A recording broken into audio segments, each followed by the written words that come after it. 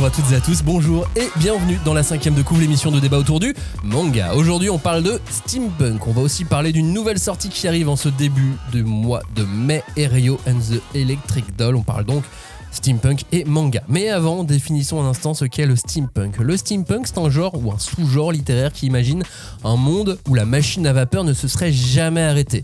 On est souvent dans une ambiance 19e siècle, époque victorienne ou révolution industrielle, sauf qu'au lieu de coller à l'histoire, ça part sur des chemins parallèles, dirigeables dans le ciel, automates dans les rues, appareils de mesure de puissance version monocle, armes mécaniques, bref, le tout avec un sacré sens du détail. C'est donc une esthétique rétro-futuriste, à base d'engrenages et de rouages, mais c'est aussi une vision alternative de la technologie, un SI assez géant. Le steampunk appartient également à la grande famille de la science-fiction, c'est donc très Jules Verne. On parle souvent d'Uchronie, parce qu'on prend le passé, on le tord, on en fait autre chose. On peut aussi parfois invoquer la dystopie. Ça peut être sérieux, ça peut être sombre, joyeux, même complètement délirant, mais dans tous les cas, le steampunk, c'est cette alliance entre le passé fantasmé et l'avenir rêvé, où la vapeur remplacerait l'électricité, où l'imagination réécrit la technique.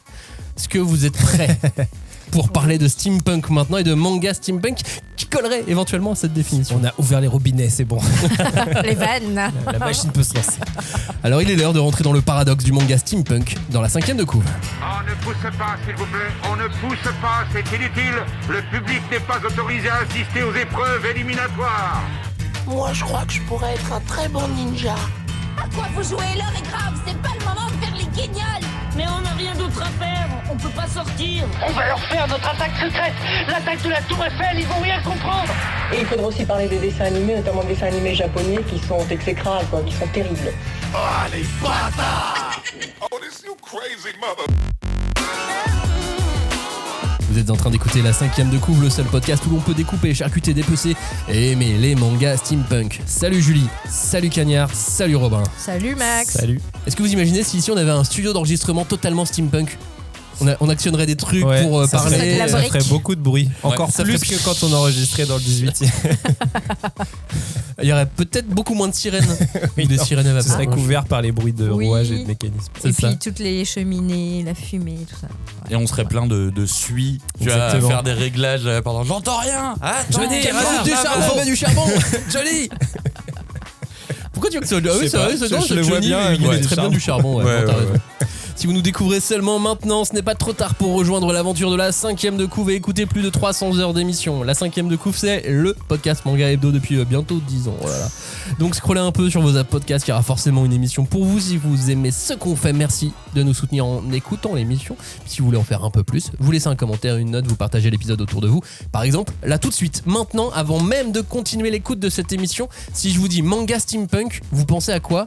Et je veux pas de tricherie. Pas de Google, pas de recherche, pas d'IA. Là, maintenant, dites-nous en commentaire à quoi vous pensez si on vous dit manga steampunk. Nous, on va commencer pendant ce temps-là avec une nouveauté. Aerio and the Electric Doll. Ça sort aux éditions Mangetsu. C'est scénarisé par Shimazaki Mojirushi et dessiné par Kuroi Mori. Je vous fais l'histoire en quelques mots. Le monde a banni l'électricité après avoir survécu à une guerre contre une IA surpuissante et dans ce décor mécanique au look rétro-futuriste. On suit Aerio, une gamine capable de produire de l'électricité, un truc interdit. À ses côtés, Ange, une androïde protectrice qui l'élève comme sa propre fille. Ensemble, elles prennent la route pour découvrir le monde et surtout pour découvrir ce que veut dire ce mot, ressentir. Waouh. Alors, comment vous avez abordé ce manga? Quelle a été ta prise de contact, Robin, avec Aerio? Alors ma prise de contact, ça partait pas gagnant, on va dire, parce que bon, on aura l'occasion de développer sur la thématique, mais moi le steampunk de base, c'est pas un genre c'est pas un genre repoussoir, mais c'est pas un genre qui m'attire de base, quoi. Donc j'y allais pas spécialement pour ça. Je l'ai en fait, en toute honnêteté, un peu lu pour préparer cette émission, et en vrai, voilà, c'est une motivation comme une autre. Et puis après, quand j'ai ouvert, j'ai feuilleté. Il y a plein de trucs qui m'agaçaient un peu, des gimmicks graphiques avec la gamine qui a ses petites joues qui rougissent, des positions, des fois, bon voilà, elle est dessinée dans des on peut dire des espèces de posture, de posing de fanservice, mais gentillet, mais bon, c'est de toute façon des trucs qui m'agacent. Sexualisé de manière érotique. Voilà, et en plus, comme elle est jeune, filiforme et tout, il y a des trucs un peu cringe quand même, au premier abord. Et en plus, moi j'ai vraiment soufflé. La première page, c'est elle embrasse sans son consentement une autre fille, quoi. Et là, je me suis dit. Tu sais, puis c'est traité de manière mignonne et je fais oh là là là là, qu'est-ce que je suis en train de lire et tout, ça part pas du tout bien. Et en fait, le Japon. Voilà, et en fait, en vrai, assez vite dans la lecture, on oublie un petit peu ces a priori. Je trouve qu'il y a une vraie sensibilité, une vraie fraîcheur en fait dans le récit qui se dégage et je me suis complètement laissé porter par ces personnages. Surtout, en fait, je trouve que bon, c'est un peu la force du manga au sens général, c'est toujours les personnages qui portent l'intrigue, et là je trouve que c'est vraiment le cas. Et en vrai, la relation entre les deux protagonistes principales est très très chouette à suivre, et moi du coup ça m'a donné vraiment envie de savoir ce que ça a donné, donc j'ai été plutôt très très agréablement surpris malgré mes a priori. Cagnard, as-tu aimé, as-tu été surpris ? Moi j'ai vraiment beaucoup aimé et je suis un petit peu comme Robin, hein. Le steampunk c'est pas spécialement ma tasse de thé. Par contre le fait qu'on réfléchisse au steampunk pendant cette émission, ça m'a fait réfléchir à plein de trucs. Mais voilà, honnêtement je suis pas parti avec les meilleures intentions, mais force est de constater que le récit est vraiment chouette. Et tu vois, typiquement j'ai trouvé que l'introduction, elle se passait de manière très naturelle. La manière dont le lecteur rentre dans le récit, c'est hyper naturel. Alors pour donner un petit peu de contexte, les héroïnes, elles vivent seules, elles sont isolées du monde. Et tu te rends très rapidement compte que c'est une manière pour les auteurs de décrire le concept scénaristique de l'univers qui est très riche, hein, vu que c'est du steampunk. Tu sais que forcément il va falloir apporter des explications, mais là c'est mis en opposition avec des décors qui sont plutôt bucoliques parce qu'elles vivent entre elles et ça se passe plutôt bien. Et je trouve que ça te laisse respirer dans cette dose d'information que tu dois aussi emmagasiner avant de pouvoir comprendre ce qui va se passer. Et puis en plus, ce qui est pas pour me déplaire, c'est que cette phase elle s'arrête très très vite parce que c'est limite comme si c'était le didacticiel d'un jeu vidéo qui s'arrêtait et qui disait et si on quittait l'île maintenant, et là, en vrai, ouais, carrément, quittons l'île parce que j'ai pris les infos qu'il y avait à prendre. Et là, c'était un vrai départ de jeu vidéo, genre, allez, let's go, on y va, on part à l'aventure. C'est aussi peut-être la façon dont le manga est arrivé, on va dire, sous cette forme de tome 1, puisque les 5 premiers chapitres avaient été publiés il y a auparavant, il y a plusieurs mois, années, seul, et ça devait s'arrêter là, ça devait s'arrêter ici, au milieu du tome 1. Et c'est ensuite quand ils ont signé pour faire une série qu'ils ont continué ce one shot entre guillemets, cette série de 4-5 chapitres. Alors faut savoir pour les auditeurs que là Maxime est en train de nous montrer le tome et du coup j'ai une question, mais pourquoi il est autant défoncé ton tome? C'est un Steam manga, c'est quoi, tu l'as sorti de l'époque? Parce que je le lis dans les transports en commun. C'est la vie ça. C'est vrai qu'il est un petit il peu a 5 ans de vécu là déjà. Par quoi non. il est passé ce manga là? Mais par mon sac. On va le mettre sous une presse et grandes histoires. Tout ira très bien. Julie, oui. On t'a pas entendu. Aereo and the Electric Doll. Alors, écoute, moi j'avais envie de dire c'est plutôt l'effet inverse, l'effet un peu pchit, parce que et je reconnais qu'il a de très bonnes qualités, les dessins sont très jolis, les personnages sont quand même bien, campés, quoi. Enfin, dès le début, tu comprends quels sont les caractères de l'une et de l'autre. Mais en fait, le principal atout à mes yeux, c'est vraiment qu'il a une chronologie un peu différente des récits steampunk auxquels on est un peu habitué, puisque là, on n'est pas dans quelque chose du chronique, avec vraiment le passé fantasmé qui serait différent de celui qu'on connaît, puisqu'en fait, on est quelque chose de post-21e siècle finalement. Enfin, c'est des IA qui se sont révoltés contre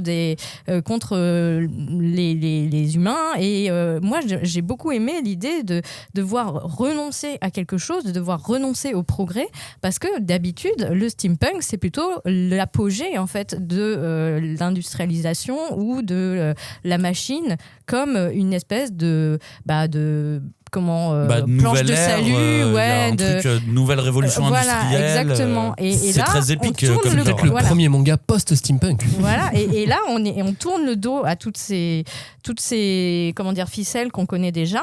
Et finalement, on est un peu dans l'expectative parce qu'on se dit ça va peut-être ouvrir d'autres choses, quoi.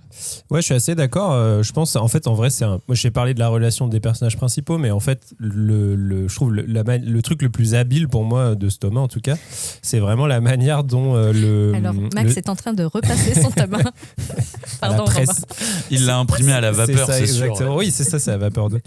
Et du coup, ouais, c'est vraiment la manière dont les auteurs s'emparent de ce décorum steampunk, c'est-à-dire que justement là, c'est pas qu'un décor, c'est aussi un truc qui a du sens, qui a un rôle dans l'intrigue, et c'est presque ça qu'on a le plus envie de découvrir, c'est effectivement l'étendue de ce monde et comment il s'est refabriqué ou il s'est reconstruit à l'issue de cette guerre, parce qu'effectivement, a priori, on nous parle qu'il y a eu une grande guerre contre les IA, dont les poupées guerrières sont peut-être partie prenante et tout. On ne sait pas encore exactement tout ça, comment ça s'est fait, mais en tout cas, c'est un vrai élément de lore qui est intéressant, et là, c'est pas juste pour faire joli, quoi. Le steampunk a vraiment un rôle dans l'intrigue, et ça, je trouve que c'est vraiment super intéressant, et je trouve qu'en plus ça amène des petits trucs. Alors pour l'instant c'est vraiment très survolé, donc j'aimerais bien que ça soit plus développé, mais typiquement dans la dernière petite histoire qu'il y a, on est dans une ville avec une usine et tout, il y a vraiment une communauté avec des ouvriers et tout. Où sont les syndicalistes ? Non mais voilà, je trouve qu'il y a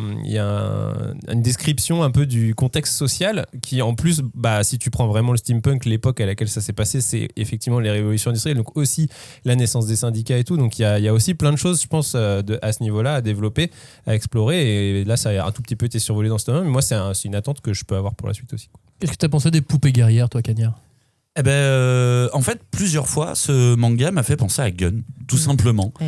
Parce que, après, de toute façon, poupée guerrière, déjà, quand j'ai vu le mot, j'ai fait « Ah, vous avez utilisé poupée, c'est intéressant, tu vois, plutôt que robot guerrier ou autre. » Et effectivement, après, même dans le visuel, il y a quand même des dessins qui rappellent très fortement. Il y a une ossature de robot avec des ailes d'ange. Et ça, pour moi, c'est un rapport direct avec Gali. Je ne sais pas si c'est une référence directe ou pas, mais en tout cas, il y a cette intention de parler technologie et robotique en même temps, et de montrer que les robots ont une âme et compagnie. Et de toute façon, ça va être la thématique principale du manga. Mais ça m'a fait penser à Gun, et vu que le bouquin a un dessin un petit peu rétro, ça m'a un peu conforté dans ce petit truc un peu cocon, alors que c'est un manga très moderne au final, dans ce truc un peu cocon, genre vous essayez de titiller un petit peu ma fibre Gali et tout, c'est cool, pourquoi pas. Robin, graphiquement, t'en dis quoi ? Ouais, justement, le dessin, moi je trouve que c'est aussi une des forces du titre, parce que c'est un bouquin qui est, c'est un manga qui est très agréable à lire aussi visuellement. Enfin, je trouve que c'est très élégant. Il n'y a pas beaucoup de fautes de goût, à part le fanservice sur la jeune fille, mais globalement le traitement, la DA est très belle, et je trouve que justement, pour revenir à comment ça s'inscrit dans le genre steampunk, souvent le steampunk c'est très surchargé, il y a beaucoup de machines, il y a beaucoup de trucs et tout, et c'est un peu indigeste, quoi. Et là justement, je trouve que, alors je sais pas si c'est un ou une, mais l'autrice ou l'auteur, le dessinateur, a vraiment trouvé le bon équilibre entre montrer ce background et cet environnement steampunk d'une manière jolie, détaillée et tout, mais sans en faire trop non plus, et ça participe aussi à la fluidité de la lecture. Oui, moi je rebondis un peu sur ce que Cagnard a dit tout à l'heure concernant les poupées, parce que effectivement ça m'a rappelé que en fait le Japon a une longue tradition de poupées mécaniques. Depuis l'ère Edo, il y a des poupées qui étaient programmées, on va dire, pour servir le thé, et c'était vraiment des objets évidemment très rares, mais très marquants, parce qu'il y a eu beaucoup de personnes qui ont relaté en avoir vu, mais malheureusement c'était des objets qui étaient très fragiles, faits dans des matériaux complètement organiques, il n'y avait pas de métal, contrairement aux automates français ou aux automates en Europe, en tout cas à peu près à la même période. Et du coup c'est vraiment, pour moi c'est marrant ce clin d'œil d'utiliser la poupée, parce que en plus elles ont un physique très donc déjà standardisé, très épuré, très juvénile, qui fait aussi c'est le bouton on pour plein de fantasmes au sens où il y a une espèce d'attente, de pureté ou bien au contraire d'érotisme. Chobit. Oui, la poupée sexuelle érotique. Toujours détesté ce manga. Ouais, je comprends. Mais mais il y en a plein effectivement dans le manga. Enfin, depuis qu'en France on a des mangas, on a aussi des poupées. Vu qu'ils ont réussi à les construire pour de vrai dans la réalité, en plus maintenant. Alors, Cagnard, plutôt que de parler poupée, après tout ce qu'on dit finalement, et Rio and the Electric Doll, c'est vraiment un manga steampunk. Justement, c'est pour ça que je voulais revenir un petit peu sur le genre du steampunk, parce que comme je l'ai dit, c'est pas un genre que je trouve facile à intégrer. Et comme exactement ce qu'a dit Robin, t'as autant une partie textuelle à comprendre, scénaristique à comprendre, c'est-à-dire que t'as un lore dystopique à développer. Qu'est-ce que le changement qui a provoqué cette société, le rapport de force des puissances en présence, et en plus de ça, tu dois aussi intégrer tout un lore visuel avec des cheminées qui crachent de la fumée de ouf et tout. Donc pour moi, là, c'est vraiment le tour de force du titre. Il parle très rapidement de l'intelligence artificielle. Et ça, c'est le premier truc qui m'a laissé sur le cul parce que, mine de rien, c'est assez troublant dans du steampunk. Ça va pas de soi. J'imagine absolument pas qu'il y a de l'intelligence artificielle. Et je trouve que la filiation historique dans la genèse du scénario, elle se tient très naturellement. Elle se tient logiquement. Et oui, quand je lis le tome 1, je crois à cette histoire. Je crois à cette histoire de civilisation. Ouais. Et au final, si tu réfléchis, le titre, en fait, c'est quasi plus du post-apo d'une société qui n'a plus d'électricité. Tu rajoutes à ça les déambulations des héroïnes. Et là, je vois une vraie filiation avec le western. Les grandes étendues, le soleil couchant. Et ça me fait encore un point commun avec Gun qui souvent tire beaucoup avec le western aussi. Ce que j'allais dire, c'est que le western, c'est un sous-genre qu'on peut rapprocher du sous-genre du steampunk. Les deux sont plutôt potentiellement bons amis.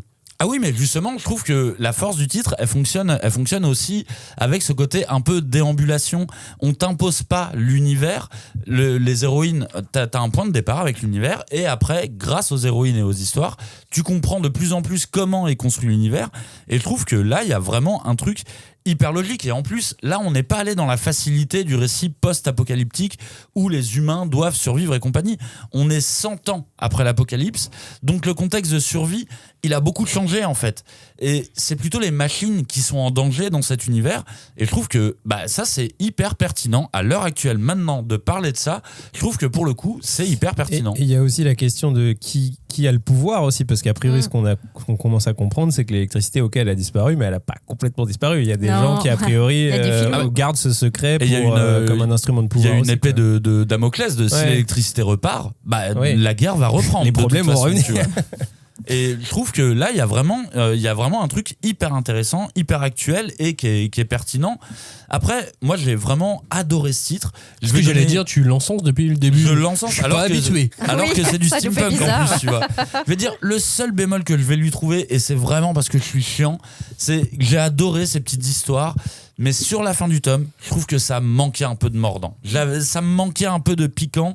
Où, tu vois, j'ai beaucoup aimé les persos, les petites histoires. Comme on disait la dernière fois sur Phantom Buster, les petites histoires te permettent beaucoup d'ancrer les personnages principaux aussi. Donc, c'est quelque chose qui, je pense, à l'heure actuelle, il faut pas passer à côté.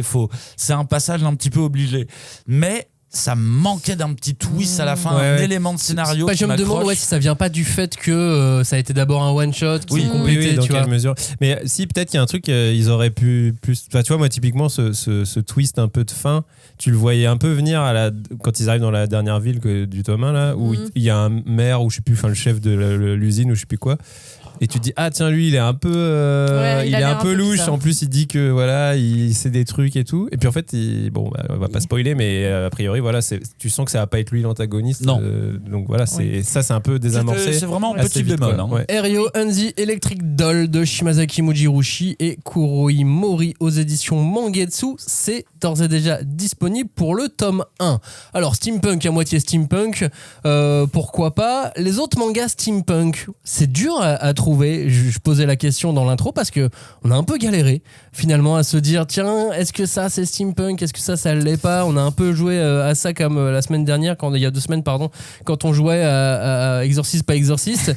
Moi j'en ai trouvé quelques-uns. Levius, je trouve que Levius tombe bien dans la case steampunk. Il y a Steam Reverie Number, l'œuvre précédente de Kurohei Mori, qui est steampunk, mais c'est pas vraiment une histoire à proprement parler. Beyond the Clouds, il frôle un peu le steampunk, il est un peu dedans. City Hall, on est dans le steampunk occidental aussi, d'une certaine manière. Très intéressant, ce City Hall sur le sujet du steampunk, c'est très intéressant parce que, en fait, le problème sur lequel on est tombé, c'est que des titres, on en avait 15 000. Mais est-ce que c'était du steampunk c'est ce qu'on va voir maintenant dans des cette trucs, partie, des exactement. éléments au-delà du steampunk. Je commence avec Levius, si vous voulez bien. Levius, c'est le plus facile. Pour moi, je pense que c'est le manga steampunk pas de référence, mais un des plus récents, inscrit dans les mangas qui peuvent compter un minimum, en tout cas qui démontrent qu'en revanche, commercialement, le steampunk, c'est pas ça. Au final, du steampunk avec une application très moderne. Un manga de boxe, un manga de sport. C'est ça. L'histoire, c'est un monde steampunk ravagé par la guerre. Et Levius, c'est une sorte de gladiateur taiseux, amputé, qui se fait mettre un bras mécanique à la place et qui devient un combattant dans des affrontements de boxe mécanique. Il va affronter ses démons, retrouver sa mère, machin, tout ça. Il y a plein de trucs dedans. Sa mère évidemment. est un démon. Les démons, c'est sa mère. Il n'y a pas de démons. Affronter ses démons, c'est une image. Mélange de genres là, ça va pas. Exorciste et steampunk. Là, on a un univers steampunk cohérent, une uchronie post-guerre, des villes ravagées, des prothèses à la vapeur. Prothèses à la vapeur. Dans les paniers, j'espère. Pardon. Boxe mécanique codifiée. Ça aussi, ça marche bien dans le sous-genre, dans le grand genre de la science-fiction, sous-genre steampunk. On a des protagonistes charismatiques. Enfin, on a un protagoniste charismatique qui est Levius, qui est pas bavard, mais qui est assez moteur d'émotion, souvent comme. Non, mais les autres persos sont très stylés aussi. Les personnages secondaires sont très très bien écrits aussi. Le trait de l'auteur, Haruhi Sanakata, c'est du crayon. Ouais. C'est un gros travail sur les flous, c'est des visages qui parlent presque plus que les bulles. C'est pour ça que lui il parle pas beaucoup d'ailleurs. Il a pas d'assistant, il a une façon de bosser assez originale, il ne travaille pas de manière traditionnelle. Il scanne très très vite ses esquisses pour tout de suite passer à l'ancrage. Enfin c'est assez particulier de le voir bosser. Puis bon là on a des super chorégraphies, on a une intrigue qui monte crescendo et c'est accessible comme manga sans être trop complexe. C'est souvent sur des mangas de genre comme ça ou d'auteurs plutôt, on se dit que c'est pas très accessible. Je trouve que Levius au contraire est plutôt bien équilibré. Mais il a quand même une patte graphique très marquée quoi. Je pense que c'est, tu vois, on peut dire c'est le steampunk qui a fait que commercialement ça l'a pas fait. Moi je pense c'est aussi que il est accessible, mais il faut quand même faire un peu il est arty quand même, tu vois. C'est là où je voulais en venir. C'est est-ce que les auteurs arty ne vont pas eux s'emparer du steampunk, ce qui fait que ils vont s'enfermer dans leur propre niche. Ouais, c'est ça. C'est ce que je veux dire. Après, je pense que c'est vraiment un endroit où tu peux vraiment poser ta patte.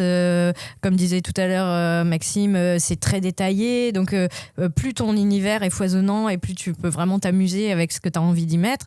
Je pensais à Steam Reverie Number. C'est vraiment, c'est magnifique. Il y a plein de choses à découvrir visuellement. Mais effectivement, au niveau de la narration, c'est vraiment quelques pages de manga insérées dans des illustrations. Clairement, elle avait envie de dessiner des trucs. On lui a dit fais vite fait une histoire. Elle a dit OK. Et Levius aussi, tu vois, dans mes souvenirs, c'est une façon de raconter assez particulière aussi, quoi. Assez arty aussi, dans très, le très arty aussi. Alors attention, vous dites c'est quand même arty, mais c'est un manga de boxe. Ce que j'allais dire. Oui, c'est un manga de boxe mécanique même. Oui, mais ça n'empêche rien. Moi, je trouve que dans mes souvenirs, c'était la mise en scène, la mise en page. C'est pas du manga mainstream, tu vois. Ça se voyait tout de suite, quoi. C'est sûr. Mais c'est quand même de la boxe. Julie, si je te dis steampunk, toi, tu penses à quoi ? Moi, c'est plus des images d'animé en fait qui viennent en premier. dernier, parce que bon, il y a Steam Boy, hein, c'est dans le titre, mais il y a plus anciennement La Puta, le Nadia et le secret de l'eau bleue. Ah, Nadia et le secret de l'eau bleue. Voilà, et puis même le Sherlock Holmes Ce de manga Miyazaki. qui m'a fait rêver, mais qui n'a jamais rien raconté. C'est très beau, voilà. Ouais, et en fait, je pense qu'on peut dire que Miyazaki a beaucoup œuvré pour le genre steampunk. Complètement. Sa passion pour l'aéronautique et les machineries, je pense. Le château ambulant. Le château ambulant par la suite, mais même, La Puta, t'arrives dans une ville typiquement anglaise, avec des briques, avec des cheminées, avec des grosses machines. Et tu sais quoi, même Nausicaa, mais moi, Nausicaa, il met un truc steampunk un peu végétal, mais ça, j'ai pas trop compris. vois. Ah bon. Pour moi, on est organique. Ouais, mais il n'y a pas de Steam. Si, on est dans l'empreinte plus. Bah c'est ça, c'est pour ça que en fait la discussion qu'on avait eue où on avait du mal à trouver des titres, c'est qu'en fait c'est pas qu'on a du mal, mais c'est qu'on a du mal à trouver des titres suffisamment steampunk, mais des éléments steampunk t'en trouves. Enfin moi je suis assez d'accord avec Cagnard. Nausicaa, c'est un peu ce que vous disiez du post-steampunk, c'est-à-dire qu'on est dans une espèce de monde qui s'est reconstruit, ou d'ailleurs on sait pas trop, mais qui est reparti un peu de zéro et qui a une espèce de niveau technologique qui correspond globalement un peu à ce que le steampunk. Par contre, on ne sait jamais quelle est la source d'énergie de leur univers. Donc c'est pour ça que c'est dur à mettre vraiment frontalement dedans. Mais par contre, il y a clairement une imagerie, une esthétique empruntée de ça. Alors que le château dans le ciel, La Puta, là pour le coup, t'as vraiment les deux pieds dedans. Mais moi, il y a un autre dessin animé notable qui a fait des émules dans les années 2000 et qui était très très très célèbre au Japon parce que c'est en fait issu d'une licence jeu vidéo. Je parle bien sûr de Sakura Taisen, parce que c'est quand même des mechas qui sont mus par la vapeur. Enfin, je veux dire, tu peux pas. Sauf que, encore une fois, niveau scénario, c'est une troupe de théâtre fictive, fantoche, qui combat des démons au nom de l'Empire japonais dans les années 1920. Donc, tu viens de me rappeler Vision d'Escaflowne. Il y a de la fumée, hein. Sur les Gundam, il y a de la fumée vénère. Hein. C'est vrai. Mais c'est encore autre chose, c'est un autre univers. Et c'est un truc qu'on verra souvent, steampunk et magie. C'est un truc qui marche très bien en même temps parce qu'au bout d'un moment... Il y a des invocations, des trucs... Il y a un truc où t'es un peu limité par la technologie, donc tu dois rajouter un truc un peu magique quand même. Donc ça peut être... Le steampunk peut être un truc arty, peut être un truc où on ne fait que emprunter des éléments. Un truc de baston. Ouais, et ça peut être aussi un genre occidental. Voyons ce que ça donne avec City Hall. City Hall, ça montre que le steampunk peut marcher en manga. City Hall, de quoi ça parle? Parce que ça date un petit peu maintenant, tout le monde l'a pas forcément lu. C'est un manga qui est sorti dans les années, dans la décennie 2010. Ouais, c'est ça. L'histoire, quand l'écriture devient une arme et que Jules Verne, Conan Doyle et Amelia Earhart partent traquer un tueur capable de matérialiser ses mots, c'est tout un monde qui vacille entre magie, littérature et steampunk débridé. Concept génial et inattendu. Le papier est interdit parce que ce qu'on écrit dessus, ça prend vie. Voilà, ça c'est de la magie littéraire. Ce que tu disais, on emprunte aussi à de la magie quelque part où... Faut rajouter un petit truc. Faut rajouter un petit truc. Et en plus, pour le coup, j'adore City Hall. Je trouve que c'est vraiment un super manga. Mais si tu me demandes, est-ce que c'est un pur manga de steampunk, je dirais, elle est où la vapeur? Oui. Ce qui a disparu, c'est le papier. Ouais, mais l'univers, à partir du moment où il y a Jules Verne dans les personnages, à partir de on n'a pas le choix. On est sur une team de héros. On a Jules Verne, Conan Doyle. C'est juste sur ce petit élément de détail, tu vois. Et vraiment, j'adore City Hall. Et pour moi, c'est quand tu demandais quel est le premier titre auquel je pense en steampunk, c'est City Hall. En manga, c'est vraiment City Hall. Mais en y réfléchissant, je me suis dit, oui, mais attends, ce qu'ils ont dystopé, c'est le papier en fait, c'est pas l'électricité, c'est pas... Ouais, mais le monde est un monde steampunko-fantastique. Est-ce qu'il est justifié? C'est un Londres réinventé. Ouais, c'est genre, il y avait plus de papier, donc on a fait autre chose. Voilà. Mais c'est beau, c'est très beau. C'est vraiment très beau. C'est très beau. Hein, je suis pas du tout en train de cracher sur City Hall, j'adore ce manga, vraiment. Mais en y réfléchissant, je me suis dit, mais en fait, ça n'a pas de rapport. Ils ont fait une dystopie sur le papier, c'est différent. Et ce qui tient sur tout le manga d'ailleurs. La question qu'on peut se poser, c'est est-ce que l'univers steampunk ou l'univers victorien peut suffire, avec une technologie rétrofuturiste, peut suffire à qualifier un manga de steampunk? J'aurais tendance à dire pourquoi pas. Ouais, moi je pense plutôt aux filles avec des ailes mécaniques dans le dos. En tout cas, Ouais, tous les mangas. Pourquoi pas Que ça soit Trèfle de Clamp, tout à l'heure je parlais de Steve Reverie in Amber de Chloé Molly, mais il y a Beyond the Clouds aussi où il y a une petite fille qui a une aile mécanique. Enfin, il y a eu plein de mangas tu parlais de Chubby tout à l'heure, l'arme ultime, il y a aussi cette idée de. Toi, ton truc, c'est les ailes. Je sais pas. Je trouve S'il y a que des ailes, ouais, il ne doit pas y avoir. Moi, je vois pas le rapport. Ouais. Le rapport tu entre vois elle et quoi? steampunk. Moi, c'est une salopette et une casquette. Une Oui. salopette et Et une clé à molette. D'accord. Et une clé à molette. molette. Allez. Et ça, on l'a dans Beyond the Clouds. On peut faire une liste, la panoplie starter pack steampunk. Donc, Sans alors, IA, il dit, sans IA. voilà, les casquettes, les lunettes de moto ou d'aviateur. Moi, je pense qu'il y a les rouages. Il faut qu'il y ait des dessins des d'orage. rouages, c'est sûr. Les usines qui crachent des grosses fumées nocives, on a parlé. Des bâtiments en briques, des trucs cuivrés, des tuyaux. Et bien sûr, des filles avec des looks éthérés. Et moi, je rajoute donc des ailes mécaniques. Moi, je vais rayer les ailes. Je vais faire une grosse croix sur les ailes. Mais non, il y a des rouages dedans. Arrêtez de nous mettre des ailes dans nos trucs là de steampunk de fumée là. Je vais En plus, tu peux pas voler à cause de toute la Oui. vapeur. C'est vrai que c'est lourd. Hein. Je sais pas Bah ouais. comment- Je vais rajouter le monocle et la canne. La canne, La canne. le haut de forme. Le haut de forme. voilà. Mais Ouais, même mais ça, c'est 19e. Mais ça, c'est typiquement ambiance victorienne, tu vois. Oui, C'est- voilà, c'est c'est même ça. pas. Non, mais T'as pas besoin de mettre de fumée là-dedans. Bah, en soi. Est-ce que que- Black Butler c'est du steampunk? Du steam. C'est du steampunk. Moi, ou Putain, du punk j'y pas avais steam, pas je sais pas. pensé. Ah, alors après, il faut quand même, il y a quand même la notion de avancée technologique, c'est-à-dire que ok, la vapeur est là et c'est à l'ancienne, mais par contre, les possibilités qu'offre la vapeur dans un monde steampunk sont bien supérieures à ce qu'elles sont censées faire, tu vois. Donc normalement, oui, tu peux faire voler des trucs, effectivement, des ailes mécaniques, pourquoi pas, mais il y a quand même cette dimension-là. Des C'est pas- dirigeables. C'est pas juste, oui, Ouais. voilà, des dirigeables gigantesques et tout. Et est-ce que à l'heure- Voir est-ce des que à bateaux l'heure volants, actuelle, tu vois, c'est un truc qu'on pourrait leur prouver scientifiquement. Alors, si on n'avait pas eu Bah, ça, est-ce que vraiment ça En aurait fait, marché comme faut ça revenir aux origines du truc. C'est évidemment le moment où ça ne s'appelait pas steampunk, c'est le moment où Jules Verne a un peu créé le Ça genre. s'appelait quoi. la révolution Et industrielle. lui, c'était de la science. Avant d'être le héros de City Hall. C'était de la science fantasy. Donc, c'était qu'en gros, lui, il prenait l'état des sciences de son époque et il disait poussons ça vachement plus loin Ah que ce là qu'on là. est capable de faire. Capitaine Nemo. Et qu'est-ce que ça va donner, tu vois. Et on il a pourra aller- inventé des trucs. Et voilà. Et lui, évidemment, à l'époque, il ne se situait pas comme déjà ni quelqu'un qui faisait de la science-fiction, ni quelqu'un qui faisait du Non. steampunk, tu vois. Donc, C'est sûr que si on lui avait parlé d'Einstein et de la fusion Non, non, nucléaire, il aurait imaginé d'autres trucs. Et de toute façon, en soi, le style steampunk, il est très récent. C'est pas quelque chose Oui, qui c'est ça. date. En fait, c'est une invention sur une époque qui ne date pas de l'époque à laquelle elle a été créée. C'est une espèce de truc a posteriori. FMA c'est steampunk ou pas? Bah, alors moi, c'est marrant parce que je pense pas vraiment, mais comme ça, naturellement, c'est un peu un titre que je mettrais dedans. Et peut-être que ça rejoint ce que disait Cagnard sur le fait que les univers steampunk, c'est des univers où on aime bien mêler, où on a l'impression qu'en tout cas, c'est assez organique le mélange entre la magie et la science, tu vois. Et Oui. je trouve que dans FMA, c'est littéralement ça, hein, Oui, l'histoire. ça c'est pour le coup. Et du coup, je trouve que c'est peut-être pour ça que je le mets dedans. Et puis aussi parce que, en vrai, c'est plus d'inspiration, on va dire, début 20e, donc où. Années 30, moi je dirais. Pré-seconde guerre mondiale, quoi. Ouais, années 30. Et du coup, à défaut, comme ça, je l'aurais mis dans le steampunk parce que c'est une espèce de rétro-futurisme dont la définition la plus proche que j'avais, c'était ça. Mais a priori, en faisant des recherches, on a découvert qu'il y avait le pétrole punk ou je sais plus quoi, oui. enfin d'autres Le sous-genres. diesel punk. Le diesel punk, ouais. Voilà.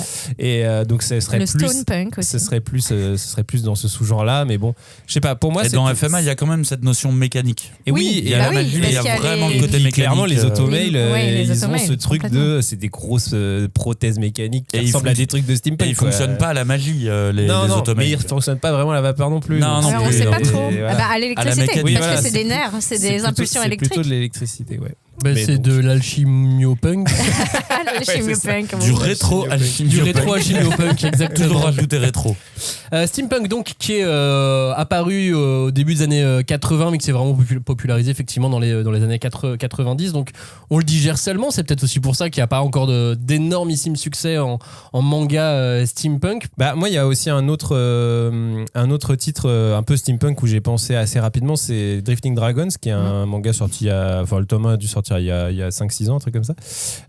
Manga extrêmement beau. Enfin, franchement, ouais, moi, ça c'est fait partie magnifique. des mangas récents. Enfin, en plus, c'est un peu sorti, il me semble, au même moment que l'Atelier des Sorciers, un truc comme ça, mais je les mets un peu en parallèle, ces deux mangas que je trouvais vraiment absolument sublimes.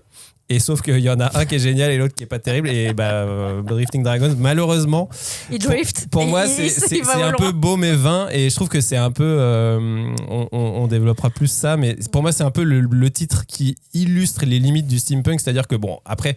Je sais pas si c'est littéralement manga steampunk, mais clairement c'est un manga d'inspiration Miyazaki avec des machines et des trucs. Des dirigeables, très beaux dirigeables. Voilà, des espèces de bateaux dirigeables volants qui chassent des dragons et tout. Et il y a de la vapeur. Donc il y a un peu de la magie et tout. Il y a un peu de vapeur. Ouais, oui, un peu de vapeur. Tu t'imagines que c'est avec la vapeur que ça marche. Mais clairement, c'est au service d'une histoire qui n'a pas beaucoup d'intérêt, quoi, finalement. Alors peut-être que je suis passé à côté aussi, c'est possible, mais. C'est un manga culinaire. Mais voilà, pour moi, c'est vraiment un pur plaisir esthétique. Là où justement l'Atelier des Sorciers, à l'inverse, qu'on n'aura peut-être même plus mettre dans le steampunk, mais bon, pas vraiment. Mais j'aurais plus de mal à le mettre. C'est le Magipunk. Raconte un truc génial et a un propos génial. Et Drifting Dragons est limité par son esthétique, quoi. Il se limite à son esthétique. Le mec, il lance des trucs comme ça au milieu. Si quelqu'un l'entend, ça va passer. Si personne ne l'entend, ni vu ni connu, tranquille. Je voulais qu'on revienne sur Beyond the Cloud, qui est lui un manga assez à part. On va faire une émission sur l'Atelier des Sorciers d'ailleurs d'ici l'été. Invitez-moi. Non, Beyond the Cloud, je voulais revenir dessus. Manga assez à part, mais qu'on peut associer au mot steampunk. Et Rio m'a énormément fait penser à Beyond the Cloud. Ouais, ah oui, en la fait. Petite casquette, je pense que la petite casquette, c'est ça. Beyond the Cloud, l'histoire, c'est quoi ? On est dans une ville noyée de fumée.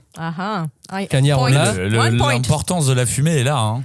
Et un jeune mécano recueille une fillette ailée tombée du ciel. Et là malheureusement, les ailes, le combo pour tout le monde. Là, tout le monde est sans mémoire, amnésique, et ils s'embarquent tous les deux dans une quête mystérieuse dans un monde d'aventures et de contes oubliés. C'est un univers doux amer, une sauce steampunk féerique. On a les cités enfumées, les machines rafistolées, une magie perdue. Il y a un petit côté en mix Miyazaki Final Fantasy. Oui, clairement Final Fantasy 9, grande œuvre steampunk. Aventure classique, bien ficelée, c'est balisé mais maîtrisé. Et puis on sent toutes les influences Final Fantasy, mais aussi Kingdom Hearts. Je trouve également c'est bien digéré. Je sais pas si vous aviez joué à ce jeu sur PlayStation 2. J'aurais du mal à suivre sur Kingdom Hearts, mais ok. Puis voilà, le tome impose de bonnes bases pour la suite. C'est assez charmant, mais quand on avance, on voit plus trop le steampunk. Malheureusement. C'était un joli décorum au début. Et plus j'y pense, et plus je me dis que les mangas steampunk marquants sont soit pas steampunk, ou soit c'est des trucs d'auteur et des choses très originales. C'est une esthétique qui plaît énormément, et parce que je pense qu'elle plaît à la fois donc au public, mais aussi aux auteurs, parce que, comme je disais tout à l'heure, ça leur permet vraiment de se poser, d'avoir leur référence visuelle, la façon dont ils imaginent des choses, des machines, des univers. Et moi, je pense que c'est ça, effectivement, comme disait Robin tout à l'heure, c'est que finalement, le cadre esthétique est très codifié, et donc la narration a du mal à prendre de l'ampleur. Alors si en plus, on te demande de créer une histoire qui va se dérouler sur plusieurs tomes, c'est normal que ça s'essouffle encore plus vite que pour certains genres du manga autres, parce que tu dois tout le temps faire gaffe aux limites de l'univers que tu t'es fixé, quoi. Si en plus t'imagines que c'est dans un magazine avec des séries très codifiées. Ah oui, en plus t'as double charge, un cahier des charges double, et il faut vraiment que tu coches à chaque fois les choses. Mais on va voir ce que ça donne sur le long terme. Et Rio, c'est quand même plein de promesses. Oui, ça marche de mieux en mieux au Japon, et c'est déjà 5 volumes. Ouais, oui. Donc je pense qu'il y a autre chose que la balade esthétique, finalement. Alors moi c'est vrai qu'au final c'est un peu pour ça que je citais Drifting Dragons, c'est que moi je trouve que les titres estampillés steampunk, c'est des titres qui tombent assez vite dans une espèce d'autosatisfaction esthétique. C'est un peu ce que disait Julie, quoi. En fait, tu t'enfermes dans ce genre parce que tu t'enfermes dans une chronologie qui te permet pas d'ouvrir des possibles, en fait. Parce que tu es déjà en train de parler du passé. T'as beau te dire oui, mais ok, il y a des espèces de merveilles qui sont possibles avec ça. T'es déjà en train de t'enfermer dans le passé. Et moi, c'est vraiment quelque chose où je me dis, c'est bien joli. Tu me montres des rouages, des tuyaux, des montgolfières, des zeppelins, tout ce que tu veux. C'est très joli, j'aime bien ça, quoi. Mais qu'est-ce que tu veux me raconter derrière, quoi? Et au final, des œuvres steampunk qui m'ont raconté, à part Jules Verne, des hommes steampunk qui m'ont raconté vraiment des choses où ça m'a passionné et tout, il y en a pas tellement. Mais après, je dois dire que en ce moment, il y a quand même une tendance steampunk qui commence un peu à percer, je trouve, au Japon. Il y a pas mal de titres qui sont pas encore traduits, qui sont sur cette tendance-là.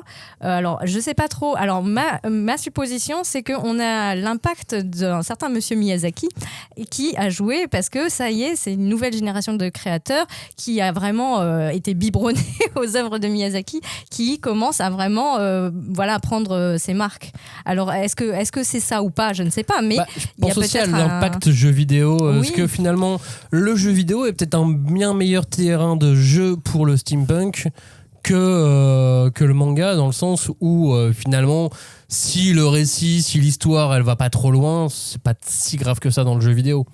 Oui, parce que tu vas être, tes affects vont fonctionner avec d'autres types de mécanismes que la stricte narration. Tu vois, ça peut être le plaisir du jeu, le plaisir visuel de découvrir des environnements et tout ça. Et Final Fantasy 9, c'est génial, tout est génial dans le jeu, donc du coup ça marche, tu vois. Mais t'as de la chance que de l'eau soit pas là parce qu'on peut pas te répondre. Non, mais en vrai, l'histoire est incroyable et l'utilisation de ce décorum pour le coup est pareil, parce que c'est le principe d'une brume qui va servir d'énergie pour faire fonctionner les machines. En fait, on va se rendre compte que cette brume est un problème. Donc bref, c'est c'est une manière maligne d'utiliser un décorum et un mais comme dans un cadre esthétique, d'avoir trouvé le truc intelligent au service d'un vrai message. Parce qu'en fait, au final, c'est ça le truc, c'est que ça reste un courant de l'imaginaire qui a été inventé par les Occidentaux et surtout qui était, à l'époque où ça a été inventé, c'était quand même un truc pour dire que le progrès, on était en pleine révolution industrielle, donc en plein moment où le progrès c'était génial, il n'y avait aucune remise en question, si ce n'est par les ecclésiastiques du progrès, tu vois, mais sinon globalement tout le monde était d'accord pour dire le progrès c'est trop cool, on va pouvoir aller sur la Lune, limite, on va pouvoir aller dans le centre de la Terre, on va pouvoir faire tout ça. Et Jules Verne a produit des récits pour comment dire, mettre en scène cet émerveillement, quoi. Donc sauf que maintenant on a bien capté que le progrès c'était pas si cool que ça, enfin que c'était plus nuancé que ça, et que voilà, il y a plein de réserves à mettre à ça, de critiques à faire au progrès. Et donc quand toi t'empares d'un imaginaire je parle en tant qu'auteur japonais, tu vois, donc dont tu n'es pas issu de la culture qui a créé ce sous-genre, et où en plus en vrai le message de ce sous-genre n'est pas vraiment en phase avec il me semble ce qu'est la culture japonaise, qui est pas du tout sur cette vision monolithique du progrès. Alors il y a eu quand même aussi Atom et tout, c'était un peu ça, mais je veux dire c'est quand même une culture qui a beaucoup critiqué ça et justement les limites de la science, les risques et tout ça. Donc peut-être qu'ils sont, comme disait Julie, dans une espèce de phase encore un petit peu innocente de se dire ils en sont vraiment au truc de le steampunk c'est cool parce que c'est beau, quoi. Mais peut-être que derrière il va falloir réfléchir à ok, mais ça, ces codes et cette esthétique, comment on s'en empare et qu'est-ce qu'on en fait. Et Ario clairement a priori réussit ça, quoi. Mais là pour l'instant je suis encore un peu en mode en train de me dire, j'ai un peu l'impression de voir quand les occidentaux font des récits de samouraï à la japonaise, là c'est un peu l'effet miroir de ça, quoi. Mais moi j'aime beaucoup cette idée, franchement que voilà, il y a un peu de miroir inversé, de fascination pour la culture de l'autre, et parce que effectivement il y a ces impensés de la culture steampunk, la culture steampunk, on ne sait même pas s'il y en a vraiment une, mais c'est les univers qui sont dans cette tendance-là. Et notamment, moi, c'est tout le rapport à la nature, la nature en elle-même disparaît complètement au profit de villes, de machines, de paysages vraiment façonnés par l'humain, par l'industrialisation. Et je trouve que tout ce qui est organique, soit il passe à la trappe, soit au second plan. Et en fait, ça me fait dire que ces histoires, des fois, finalement, elles sont un peu, instables. Elles tiennent sur une jambe, alors qu'il faudrait en avoir deux pour pouvoir avancer correctement dans notre imaginaire, en tout cas. Mais c'est pour ça, d'ailleurs, que je pense que l'un des grands auteurs qui a un peu initié le steampunk à la japonaise, c'est Miyazaki. Pourquoi ? Parce que, d'une, c'est un gars qui était passionné aussi par la culture occidentale et donc il y a un vrai attrait sincère pour tout ça. Et en plus, effectivement, effectivement l'aéronautique, les machineries, les machins et tout. Et en même temps, son autre jambe, c'est le rapport à la nature et tout, qu'il a toujours mis en scène dans toutes ses œuvres. Et bah, du coup, je pense qu'il y a un vrai connexion poétique à tout ça qui fonctionne. Et c'est pour ça que quand c'est Miyazaki, c'est génial. Et quand c'est les autres, ça l'est moins. Ouais, sauf qu'on a presque plus envie d'appeler ça steampunk, mais du Miyazaki. Oui, et en fait, c'est ça. Il a inventé son sous-genre à lui. Donc.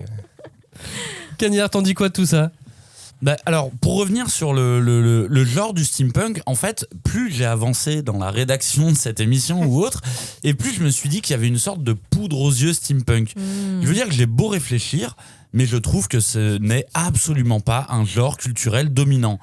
Et c'est un peu ça tout le paradoxe du steampunk pour moi. J'ai l'impression de voir du steampunk partout quand je parle de pop culture.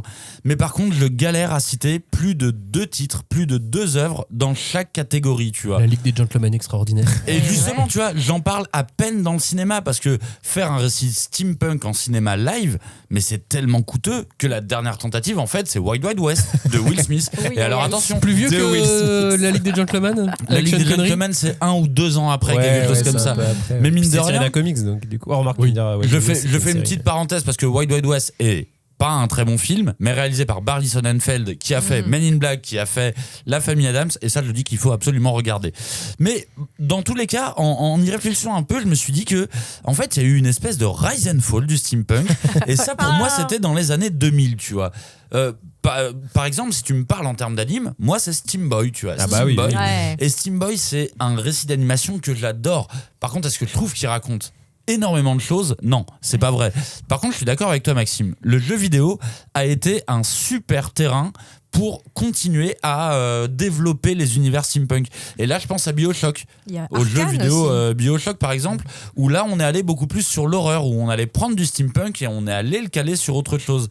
Mais vraiment, je trouve qu'à l'heure actuelle, on a encore vraiment du mal à raconter quelque chose d'actuel, en tout cas, avec ce genre littéraire. Et du coup, c'est pour ça que je pense qu'en fait, c'est un genre qui occupe beaucoup l'espace visuel dans l'esprit des gens. Je pense que le côté cosplay du steampunk, il a beaucoup œuvré en convention, par exemple. Ça peut être assez vite, joli et facile. Oui, c'est ça. Facilement, ou pas d'ailleurs. T'en trouves dans les bars geeks, dans les librairies. Et l'avantage du steampunk, c'est que t'as même pas besoin d'une licence spécifique. T'as même pas besoin de dire c'est Jules Verne déguisé ou autre. C'est voilà. Alors que de ce que j'ai compris, les vrais fans de Jules Verne, ils aiment pas tant que ça le steampunk et même ils trouvent que c'est pas forcément ce que Jules Verne racontait. Mais quelque part, je trouve que le fait que tu ne puisses même pas citer une licence précise, c'est un peu la meilleure preuve de ce côté poudre aux yeux. Ça sera toujours plus facile de se cosplayer facilement en steampunk qu'en perso de fantasy. Je veux dire, moi, tu me prends pour un photo call, tu vois, un photo shoot ou autre, tu me dis, je vais te déguiser en steampunk, honnêtement, je te fais confiance. Je vais avoir un haut de forme, je vais avoir un monocle, je vais avoir une canne, ça va être trop cool. Et des ailes mécaniques. Et ça sera toujours très cool. Par contre, tu me dis, tu vas te déguiser en fantasy, en personnage de fantasy. Bah, je te mets des ailes pas mécaniques. Je vais te dire, par contre, je veux bien voir à quoi je vais ressembler avant. Tu vois, est-ce que mes oreilles seront pointues ou pas? Ouais, c'est ça. Alors, évidemment, hein, loin de moi l'idée de cracher sur le travail des cosplayers. Et en plus, je pense vraiment, sincèrement, que le steampunk, c'est un formidable terrain de jeu pour les vrais cosplayers, tu vois. Ça concerne les vêtements, les bijoux que tu peux faire toi-même, les objets que tu peux toi aussi inventer. Et j'avais vu des gens qui avaient inventé des claviers d'ordinateur. C'est ça. Steampunk. Ouais, mais mécanique. C'était trop beau. Le terrain est fou. La communauté steampunk est folle et va très loin de tout ça. Mais par contre, je peux pas m'empêcher de voir un côté utilisation uniquement du vernis. Je vais vous prendre un exemple très bête, mais je me suis baladé à Leroy Merlin la dernière fois. Il y avait des horloges steampunk. Et quand je dis des horloges steampunk, c'était littéralement le nom de l'horloge. Mais c'était des sabliers ou... Non, c'était des cadrans avec des rouages dans tous les cas. Et je trouve... ça veut dire quelque chose du genre, tu vois, à partir du moment où ça arrive chez Leroy Merlin comme élément de décor, bon bah voilà, ça veut dire que c'est un truc un peu, moi je l'achèterais jamais. J'ai trouvé ça très beau, hein. Les horloges elles étaient très belles, je trouvais ça très beau, mais jamais je le mettrais. Du coup il y a un côté un peu, je trouve maintenant là à l'heure actuelle, un peu facile et un peu grand public au steampunk, et du coup c'est ce qui m'a amené à trouver cette petite analogie, ce genre d'analogie que vous détestez, que j'adore, mais je me suis demandé, est-ce qu'à un moment, le steampunk, à l'heure actuelle, dans les genres littéraires, c'est pas un peu la Funko-Pop des genres culturels, tu vois? Oh, le mec, il va se faire savater en Sachant sortant. qu'il doit très probablement exister une Funko Pop steampunk. Bah, malheureusement, ça m'a donné l'idée de taper les mots steampunk et Funko Pop sur Google. Et là, j'ai sombré. Tous les personnages de séries TV, de dessins animés, de comics ou autres ont leur version steampunk en Funko Pop.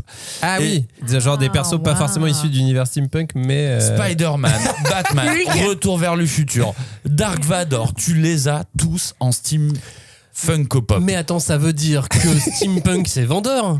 Sauf que les mangas steampunk, c'est pas encore des gros succès commerciaux. C'est quoi? Il y a un problème. Il y a un souci, ouais. Alors pour moi... Un paradoxe steampunk. Un paradoxe. En fait, je pense que là où je rejoins Cagnard, je pense que le steampunk a cet avantage d'être immédiatement identifiable. Tu n'as même pas besoin d'expliquer. Finalement, maintenant, c'est bon, c'est admis dans la tête de tout le monde. Le steampunk, c'est des rouages, des tuyaux, des machins et tout. Et l'époque victorienne. Mais par contre, pour moi, les gens vraiment passionnés par le steampunk, c'est vraiment une niche, quoi. C'est-à-dire qu'il y a des gens vraiment, oui, c'est leur passion. Oui, clairement. Ils kiffent ça et tout. Et je sais pas, et c'est ils font une ça esthétique bien, qui doivent en leur plus. parler. Ils font ça très bien et tout. Donc c'est une niche. Donc forcément, qui dit niche dit potentiel commercial, grand public, Ouais, un peu limité. Un peu limité. Mais c'est un peu une niche de zinzin. C'est-à-dire que c'est des gens. C'est un peu comme les fans de Lovecraft. Ils sont pas si nombreux que ça. Pas faux. Mais par contre, ils pas faux. achètent tout.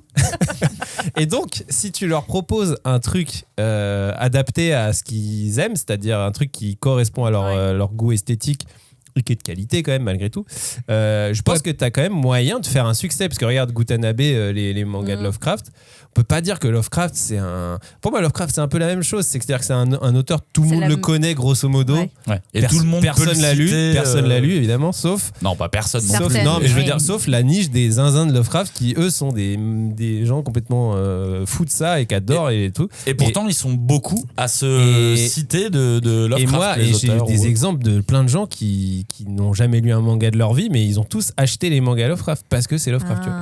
Et je pense que le steampunk peut avoir ce truc un peu, tu sais, trans-public, quoi. C'est-à-dire, tu peux très bien... Ouais, que ce soit une BD jeunesse, un manga, exactement. un roman illustré. Et Ario, tu vois, je me dis, ils ont travaillé la fable, ça a l'air d'être plutôt un joli bouquin, grand format. Il s'abîme un peu dans les sacs. Sauf la version de Maxime, mais qui porte un sac à dos steampunk, du coup, éloignez-le de la vapeur. Mais par contre, ils ont chiadé la fable, il y a une petite dorure, un machin et tout. C'est parlant tout de suite, tu vois que c'est du steampunk. Donc je me dis, bah voilà, quelqu'un qui est un peu versé dans ce genre-là, qui aime bien ça, mais qui achète pas spécialement de manga, il pourrait acheter Ario. Alors qu'il achèterait jamais Naruto, qui est pourtant un manga qui se vendra 100 fois plus. Mais tu vois, donc c'est pour ça, je pense que si tu cibles bien, si tu fais bien ton travail éditorial, ce qu'ils ont l'air d'avoir fait quand même sur ce titre-là, t'as peut-être moyen quand même d'atteindre un public extra manga qui peut être intéressant. Julie, y a-t-il un paradoxe steampunk? Oui, bah apparemment, parce que quand on écoute les avis des uns et des autres. Alors moi, je reviens sur ma marotte, donc Miyazaki. Je pense que vraiment, cet homme a planté des graines un peu partout, qui ont très bien pris dans le monde entier. Il a quand même une très très bonne c'est une prise de position assez risquée quand même là, ce que tu fais. Complètement. Dose un peu. Et je choqué, je suis un peu choqué là. Il se moque de moi. Mais on est d'accord que, je veux dire, lui, il a trouvé la formule qui fonctionne pour ce genre, pour combiner plusieurs valeurs qui lui tiennent à cœur. Et en plus, ça a vraiment, enchanté la jeunesse et les imaginaires de plusieurs auteurs qui sont maintenant les auteurs de maintenant. Donc, moi, je trouve que c'est ça la question du steampunk, c'est trouver le point d'équilibre entre toutes les influences qu'on veut y mettre, entre son univers à soi, et c'est pas une chose aisée, au contraire. Et je trouve que, en fait, on va de plus en plus vers des univers qui sont plus rétro-futuristes, mais désormais on a pris conscience de beaucoup de choses, notamment au niveau de l'écologie, au niveau de l'hégémonie commerciale, de ce qui fait ou pas économie, je veux dire le pillage des ressources, tout ça, c'est des choses qui à l'époque, donc vraiment au 19e siècle, quand c'était l'avènement de la société industrielle, n'étaient pas du tout remises en question. Elles étaient vraiment très bienvenues, et maintenant que nous on est au 21e siècle, on a le droit de porter un regard critique. Donc, ce qui est intéressant, c'est comment est-ce que cette industrialisation qui a été vraiment portée au nu, de nos jours, en fait, c'est plus possible. Ça ne fait pas rêver. Ou alors, il faut que ça soit vraiment un terrain pour ouvrir vers d'autres questionnements. Et c'est en ça que moi, je trouve que Erio, ça peut être intéressant parce que, comme on disait un peu plus tôt dans l'émission, c'est un manga en costume cosplay. Enfin, je veux dire, il a tous les attributs qu'on attribue, tous les attributs pour faire référence à ce genre-là. Mais peut-être qu'au final, on va nous raconter autre chose. Et moi, c'est sur ça que je mise parce que les personnages vont faire face à de la discrimination. Est-ce que ça va être via le genre, via le non-conformisme, ces deux filles ensemble, le fait qu'il y en ait une qui soit humaine, pas l'autre, et encore, il y en a une, on sait même pas si elle est vraiment humaine ou pas. Et il y a aussi toute cette question de la peur du progrès qui, en fait, jusqu'à présent, n'était pas trop abordée dans le steampunk. Et j'aime beaucoup l'idée aussi que ça va remettre en question notre rapport à nous, avec les machines, avec les IA, avec qu'est-ce qu'on peut faire face à la guerre, parce que c'est finalement des questions d'actualité. Et tout ça devient des nouvelles perspectives et ça peut être novateur et vraiment très excitant. Alors j'essaie d'attraper le fil parce que tu as dit plein de choses. Oui. En gros, tu veux dire qu'on va plutôt se diriger vers une sorte de pseudo-steampunk 2.0 qui n'aura plus rien à voir avec le steampunk d'antan. Oui, je pense, parce que, comme disait Cagnard, le fait que dès d'entrée de jeu, on nous parle d'IA, de fait qu'il y a un renoncement de certaines technologies pour contrer, pour avancer, pour continuer de préserver certaines choses, ça ouvre des perspectives qui jusqu'à présent n'étaient pas forcément explorées parce que c'était beaucoup plutôt sur la ressource, se procurer toujours la même ressource. Je pense à Drifting Dragons par exemple, ou le fait que il y a des choses qui vont vers, qui n'étaient pas remises en question. Enfin, la vapeur était une espèce de Graal, mais qui finalement était très limitant au niveau des auteurs. Donc encore une fois, je pense qu'on va s'orienter vers une espèce de mix. Ça va englober des nouvelles technologies que nous, on utilise en ce moment et peut-être qu'on va vraiment découvrir des nouveaux trucs. Ouais, moi, je pense que ça reste du steampunk, en fait, que c'est pas forcément que c'est juste une évolution naturelle qui vont se servir, que les auteurs vont se servir de toutes ces nouvelles technologies et de ces nouveaux acquis, mais toujours pour le remettre dans cet univers steampunk en partant du principe qu'on est resté sur l'évolution depuis la vapeur, on est en post-vapeur. Et ainsi de suite, et qu'on peut avoir des téléphones portables et des smartphones à la vapeur. Ouais, mais non, mais c'est vrai que ce que dit Julie, c'est intéressant, c'est qu'en gros, effectivement, on reste sur un univers steampunk, clairement, mais ce steampunk a du sens par rapport à notre époque à nous. Alors qu'en fait, le steampunk d'origine, il avait du sens par rapport à son époque à lui, qui était effectivement le champ des possibles, de tous les possibles. Sauf qu'aujourd'hui, le steampunk n'a pas cette caractéristique-là, puisque le champ de tous les possibles, pour nous, c'est plutôt la cybernétique, l'espace, l'astronomie ou plein d'autres trucs. Tu vois. Et du coup, le réaccès sur des problématiques qui font écho à notre société de maintenant, c'est une manière intéressante de renouveler ce genre, quoi. Mais c'est très difficile, ce que Rio fait pour le coup. Très paradoxal quand même, le steampunk, entre ce côté grand public, le roi Merlin, et ce côté manga d'auteur de type Livius. On sait plus où donner de la tête, quoi. Oui, mais moi, ce qui est rassurant, c'est que, en fait, c'est ça, c'est aussi un genre rassurant. Il y a des codes graphiques, visuels très déterminés, et en plus, ils sont, associés à des choses agréables. C'est beau. C'est des belles matières, c'est des environnements qui donnent envie de se projeter dans ces univers-là. Mais là, si on les fait rencontrer nos problématiques actuelles sur les technologies, etc., boum, ça peut donner vraiment des choses super intéressantes. Et puis, c'est familier aussi pour un public français. On est à Paris, la Tour Eiffel, le métro, enfin, tu vois, tout ça, c'est quand même déjà un univers visuel qu'on connaît, quoi. Donc, au final, c'est parlant aussi pour nous, quoi. Cagnard, je te donne le mot de la fin si tu veux conclure cette émission. Bon, alors. Vous avez peut-être pu trouver... selon la conclusion de Cagnard, on va peut-être reparler après. Vous avez peut-être pu trouver que j'étais un peu dur sur le steampunk. Mais en fait, et je vous l'avais dit à la base, moi, cette émission, ce manga ne m'intéressait pas. Mais par contre, je me doutais qu'on allait avoir des choses à dire. Et j'ai l'impression que je me suis pas trompé. Oui. On est tous d'accord qu'on a plein de trucs à dire sur cette thématique. Et donc, si je peux m'excuser auprès de la communauté steampunk, pour donner mon avis global, je trouve qu'à l'heure actuelle, c'est un style de gros poseur.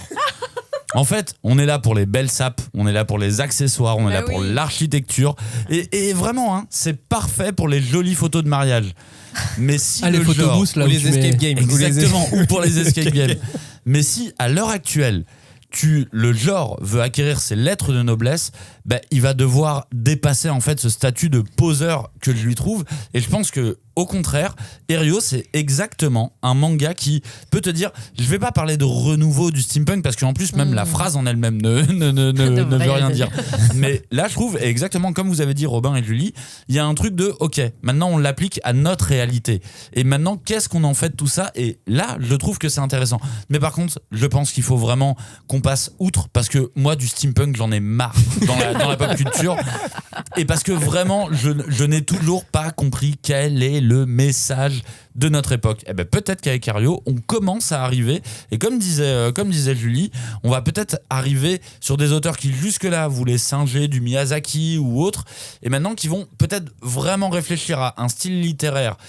Surtout l'Uchronie où la dystopie doit raconter quelque chose sur la société et sur l'époque. Et jusque-là, moi, le steampunk m'a pas raconté grand-chose sur mon époque. Là, Aerio, ça m'a fait un petit peu réfléchir justement sur cette époque, donc je conseille très fortement la lecture et arrêtez de poser avec des monocles. Aerio and the Electric Doll, c'est en librairie. City Hall, c'est évidemment en librairie. Levius et Levius Est, la suite, c'est en librairie. Beyond the Clouds aussi. Full Metal Alchemist aussi. Drifting Dragons aussi. Trèfle, Steam Reverie Number, peut-être plus dur à trouver. Maxime, j'ai une dernière take. Oui, il te reste 10 secondes. 10 secondes, Naruto? Non. Très bien. Du ninjutsu steampunk pour moi. Voilà, à mes yeux, du ninjutsu steampunk. Merci d'avoir écouté cette émission. La semaine prochaine, on vous parle de Nihei pendant de Tsutomu Nihei. Oh yeah. Tiens, on n'a pas parlé de Noise. Ça rentre dedans. On n'a pas parlé de plein de trucs évidemment. Les mangas qu'on cite dans cette émission seront à retrouver évidemment sur le blog. Maintenant, vous avez la liste des mangas à chaque fois systématiquement dans l'article du blog la5e-de-couve.fr. Pas de supplément pendant cette période de pont parce que ça fait beaucoup. Le dimanche, voilà, on fait le pont nous aussi. On fait des barbecues. On va réfléchir. Et on à fait des barbecues. Merci d'avoir écouté cette émission. À la semaine prochaine, à mardi prochain. Ciao. Salut. Merci.